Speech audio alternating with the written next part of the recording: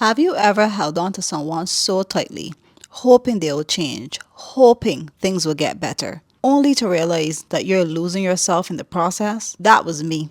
I was stuck in a relationship, afraid of letting go, until one day I had no choice. And that's when I discovered the power of detachment. So, in this video today, I'm going to share with you my personal story leading up to my detachment, and I'll also share with you practical steps that you can use to help you detach from people and things that are holding you back. So if you've been struggling to let go, this video is for you. All right, so let's talk about leading up to my detachment. I would have been in this relationship for about 12 years now, right? And basically, the outline of this relationship, how attached I was, so you can understand. Every single thing wrong in this relationship, I was the one trying to fix it. Even if I was in the right, I was fixing it. And also too, like I never saw my life outside of this relationship. I didn't even think I could survive on my own outside of this relationship. Not having the love and, well, the love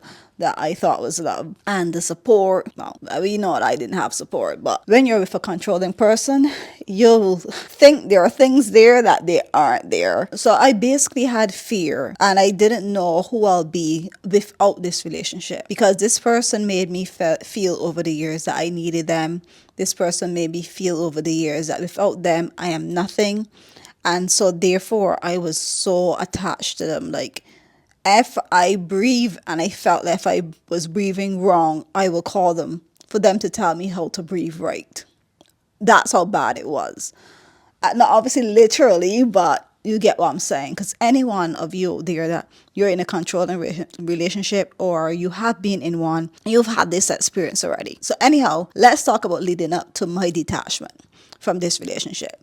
It was the year before we broke up, and the first sign that this happened, I'll call it the pack and leave. I had a best friend at that time, and she was now going out with this new guy, and she wanted me to meet him. She wanted me to get to know him, because obviously we were best friends and stuff. So she had asked, anytime, any day that I probably have free at home doing nothing, we can go out somewhere or whatever, and they'll pay for it. So I was like, hey, okay.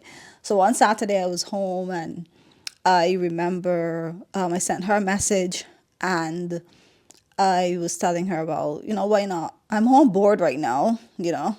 My child is there just doing whatever she's doing, playing on her own, and, the partner is there doing whatever he's doing his stuff.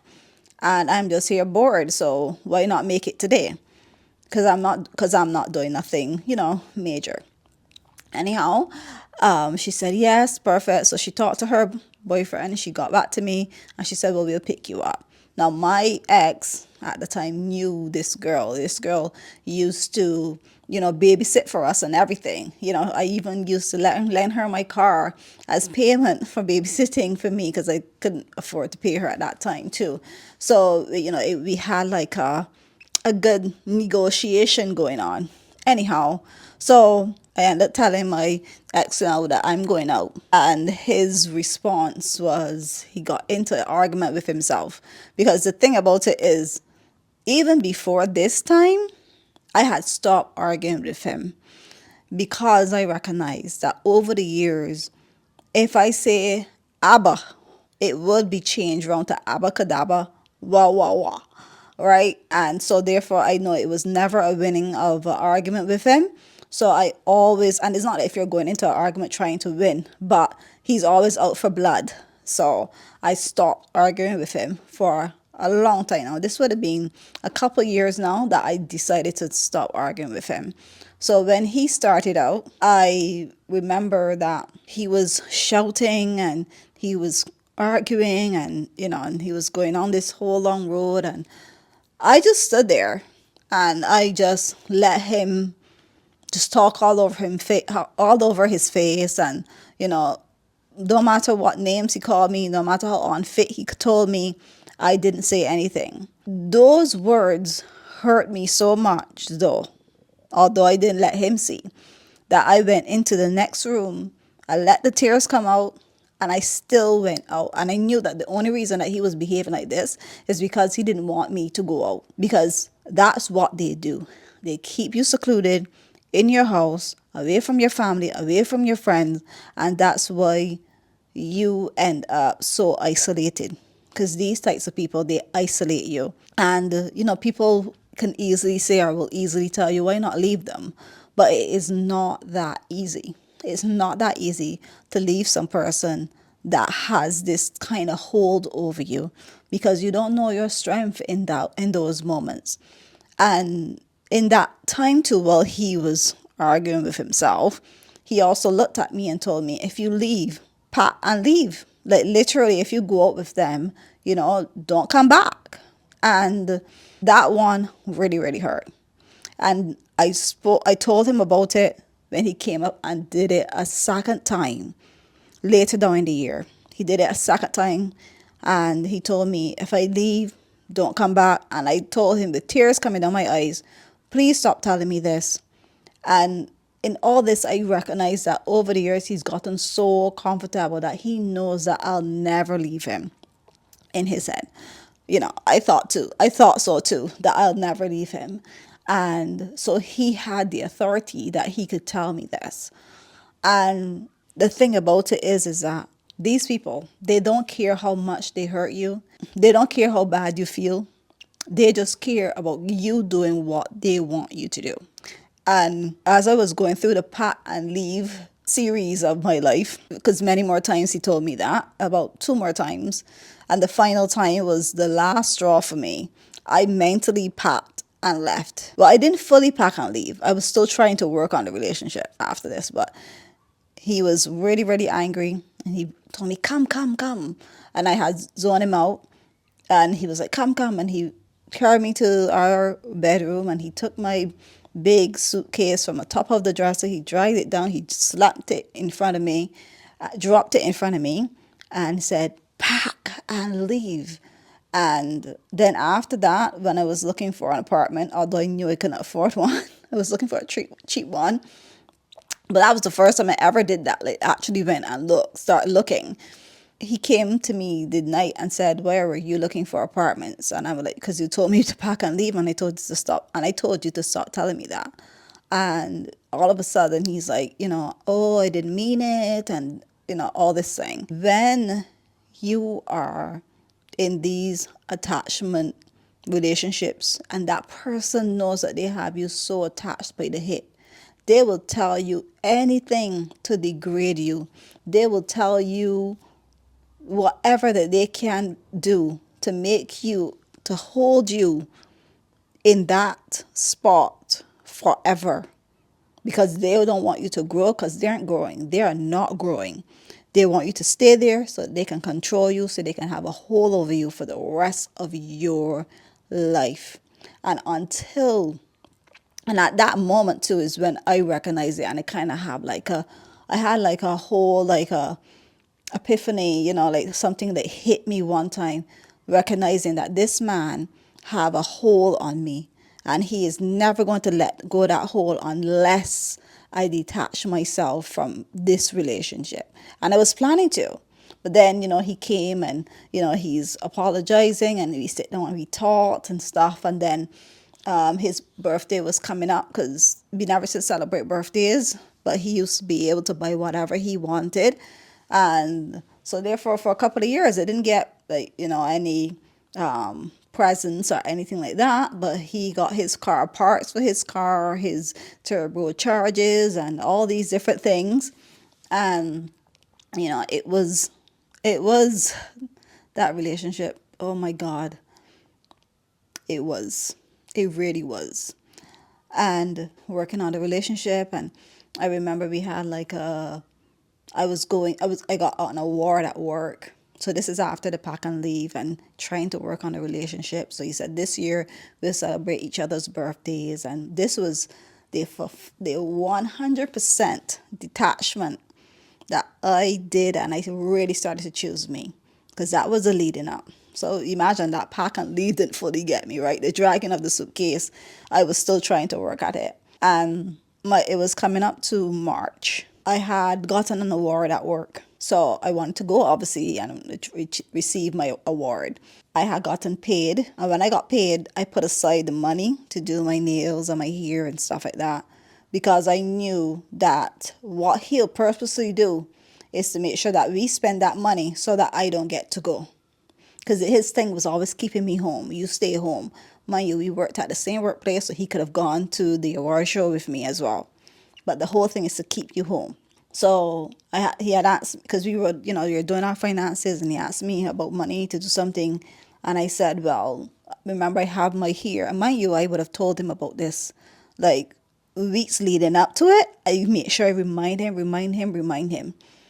And because of that, because I told him, well, remember, I said, well, we'll have to probably go to, the joint account then, and get the money, because, I really wanted to do this. Because I'm telling you, as bad as that might sound, and it might sound like, well, why would you want to touch your joint account? Because bear in mind that I don't do nothing. In this relationship, I went nowhere. I always was home, and I always went work and came home, went work and came home. And the one thing that I always wanted to do, and I started to go do, is at least attend the work events, at least socialize with people, because I recognized I was getting older, and I was lonely and at home and going crazy, because I like to connect with people. So who doesn't? I mean, everybody doesn't like it, but when you're some person like me, you like to connect with people, and that connecting with people, even if it's something that is not like, I'm not. I wouldn't say I'm like a full social person, but I like to go out there and have fun and laugh and stuff. And it's not like if he used to take me on any dates or anything like that, or if we even had vacations or anything like that. So this was one of the things I look forward to. Anyhow, I remember he told me, well, you touch your money and not mine. Mind you, he used to touch our money to buy his stuff every single time. And in that moment, I recognize, unless I detach from this man, I would always be in prison to him. I will always not do anything. And I really, really need to not only enjoy my life, but I also need to choose myself and have fun and live life, and stop being in prison and feeling sorry for myself. That's when I knew I had to let go. Not physically, but emotionally, mentally, and spiritually. And that's when my healing journey began, because I left in spirit. Detaching wasn't easy, but it was worth it. And here are 6 steps that helped me, and that can help you if you're struggling to detach from someone in your life. The first step: shift your focus. Instead of obsessing over the other person or situation, ask yourself, what do I want? What makes me happy? Because detachment starts when you choose yourself. The second step: set clear boundaries. Boundaries are everything. I stopped over explaining and stopped engaging in arguments that led nowhere, and started to protect my energy. Because boundaries don't mean that you don't care, it means that you respect yourself. The third step: stop seeking external validation. Like, literally, stop it now. Many times we stay attached because we're waiting for approval, closure, or someone else's validation. But true freedom comes when you realize that you don't need it. You're enough just as you are. The fourth step: let go of the need for control.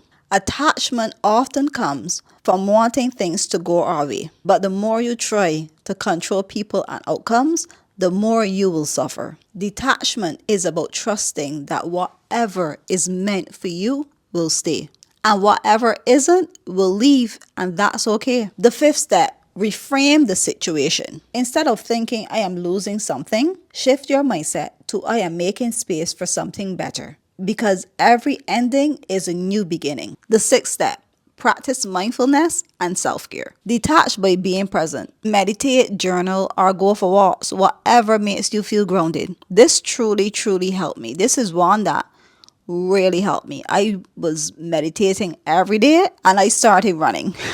Because the more you nurture yourself, the less you will depend on external situations for your happiness. Now that I have given you those steps, let's talk about the transformation. What happens when you detach? When I think about my situation and that story I told you, I find that the more that I let go, the more I saw the truth. I was never losing love. I was gaining myself. And that was the most powerful thing. I started feeling lighter, more confident, and excited about life again. I realized too that in that time, detachment isn't about being cold or shutting people out. It's about choosing yourself and knowing real love, whether from people or life itself. You should never be required to lose yourself in the process. So anytime that you're in a situation and you feel like you are losing yourself, or you're in a relationship with anyone and you feel that you're losing yourself, detachment is a priority.